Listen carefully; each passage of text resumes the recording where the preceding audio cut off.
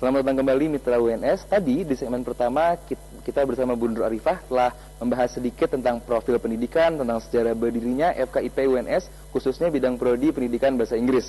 Sangat menarik karena tanpa disangka-sangka program pendidikan bahasa Inggris di UNS ini ternyata sangat aware dan sangat terbuka terhadap hal baru, baik pembuatan kurikulum dan sebagainya. Nah, dengan kurikulum yang baru ini kita akan menyinggung tentang 21st Century Teaching and Learning. Apa itu dan bagaimana? Kita akan bertanya dengan Bu Nur Arifah lagi. Bu, sebelum memulai percakapan kita tentang 21st Century Teaching and Learning, bisa sedikit dijelaskan apa itu frameworknya? Ya, Teaching 21st Century Learning and Teaching itu sebenarnya kita berjalan terus ya. Sebenarnya kita harus siap dengan perubahan-perubahan yang terjadi. Nah, pendidik tidak terlepas dari adanya siswa. Nah, sebelum ada di siswa, guru yang memegang peranan. Bagaimana guru akan mengubah siswa untuk menjadi lebih baik? Harapannya adalah guru yang bergerak dahulu, guru yang berubah dahulu. Tentunya berubah ke arah yang lebih baik, begitu. Kemudian dunia ini selalu mengalami perubahan. Tidak hanya secara materi, tetapi juga teknologi yang mungkin hampir setiap bulan berubah, ya. Sehingga mau tidak mau pendidik juga harus harus belajar, meskipun hanya sedikit, tetapi akan berefek besar kepada para siswa, begitu. Nah, untuk 21st century sendiri itu mempersiapkan siswa menjadi siswa yang kompeten.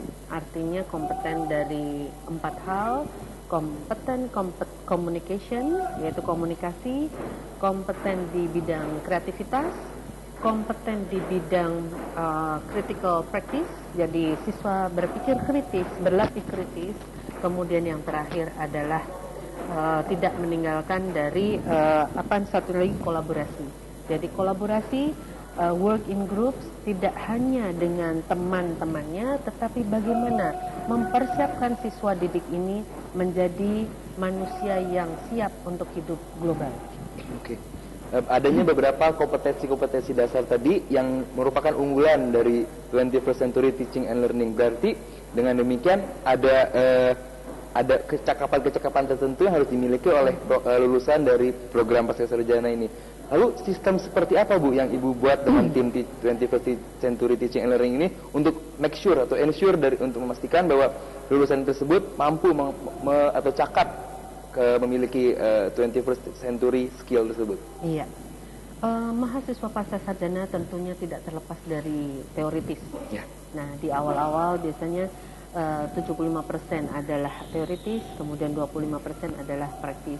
Nah, salah satu yang kami coba untuk ramu adalah para mahasiswa ini juga tidak hanya berkutat dengan buku dan jurnal-jurnal, tetapi bagaimana membaca situasi, membaca kemajuan teknologi salah satunya, dan yang berimpak pada pendidikan. Nah, kami memiliki program yaitu Poster Presentation Exhibition, di mana para mahasiswanya berkolaborasi, kemudian berpikir kritis, kemudian bekerja dalam tim, dan itu tidak mudah. Kemudian setelah itu dibagi dengan para guru-guru di area Jawa Tengah. Jadi seperti yang Ibu sebutkan tadi bahwa yang diangkat itu tidak melulu dari dosen gitu, Bu, ya. Betul. Bagi mahasiswa-mahasiswa tersebut memiliki mungkin kreativitas atau memiliki hal baru, itu bisa menjadi yang diangkat, Bu, ya. Jadi diberikan ruang kepada para mahasiswa untuk berkreativitas, kemudian juga untuk berkolaborasi, untuk saling berkomunikasi. Mungkin mereka dari awal tidak mengenal, kemudian jadi mengenal, itu merupakan sesuatu yang mungkin baru ya, tidak memikirkan diri sendiri saja, tetapi bagaimana work in team ini. Iya. Jadi kan ini visinya adalah fokus ke masa depan dan karir skill yang diutamakan. Betul. Harapan apa dari Ibu dan mungkin dari fakultas sendiri terhadap khususnya bagi para pelajar-pelajar 21st century ini? Iya. Harapan kami adalah mereka ini adalah calon pendidik ya, di mana hal-hal seperti itu nantinya akan ditularkan kepada para siswa didiknya. Mungkin tidak 100%, mungkin 25% atau 50%, tetapi di situ akan ada perubahan-perubahan yang diharapkan dan akan dilakukan secara terus-menerus. Dan harapan kami, apa yang sudah diajarkan, apa yang sudah dicoba fasilitasi oleh dosen, itu akan dicoba ditularkan kepada para siswanya. Begitu. Tentu setiap lembaga pendidikan atau lembaga pengajaran adalah memiliki harapan, yaitu mengharapkan lulusannya menghadapi lebih mudah menghadapi kerasnya kebutuhan dalam masa depan, seperti itu Bu, kebutuhan di masa depan. Lalu langkah seperti apa dalam bentuk pembelajaran seperti apa yang khusus atau unik yang diajarkan oleh FKIP UNS terhadap mahasiswa-mahasiswa prakeserjananya? Ya, sebenarnya uniknya ini adalah bahwa kita, tadi saya sampaikan bahwa meramu dari berbagai hal ya, tetapi juga tidak terlepas dari apa yang sudah diinginkan, sebenarnya apa yang ingin diimplementasikan di kurikulum 2013 atau kurikulum nasional. Malah sebenarnya ini adalah bekal sebenarnya bagi para calon-calon pendidik ini untuk mengimplementasikan dengan benar dari kurikulum yang sudah dibentuk oleh pemerintah yang terbaru ini.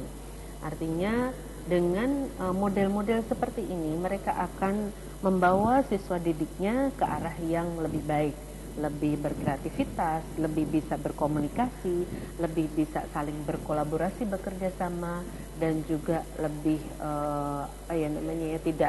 tidak hanya secara subject matter, tetapi juga mengamati apa yang terjadi di sekitarnya. Mampu berkomunikasi lah, seperti itu yang tadi Ibu bilang. Apakah dalam perjalanannya pengajaran 21st Century Teaching and Learning ini lebih terbuka dengan bidang pendidikan lain seperti komunikasi atau mampu memiliki kecakapan di bidang media literasi atau seperti apa begitu ya. Mungkin Bu?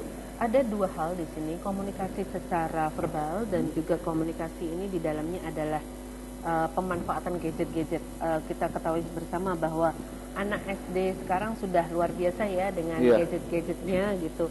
Nah, bagaimana mengarahkan siswa-siswa ini memanfaatkan gadget-gadgetnya di bidang pendidikan yang bermanfaat.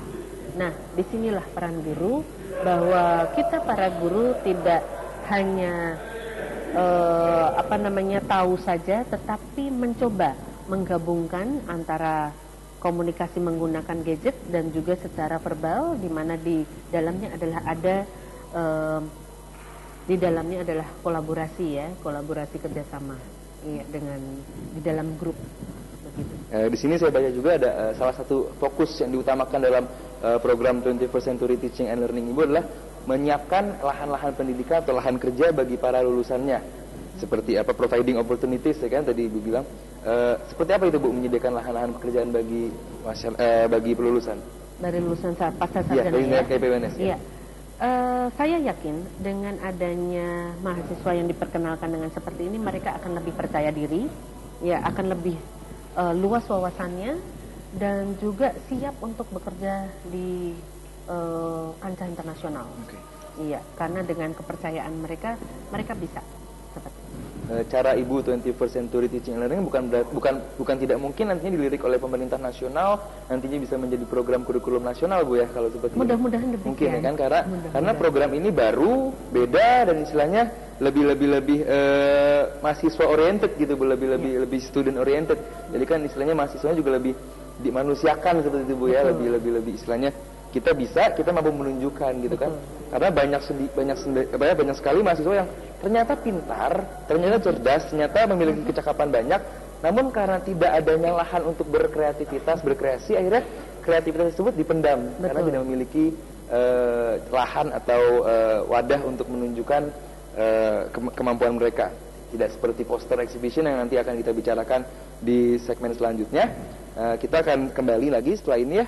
Di segmen selanjutnya kita akan bahas tentang poster exhibition bersama Mbak Novia dan Mbak Fibri. Tetap di UNS Menyapa setelah pesan-pesan berikut ini.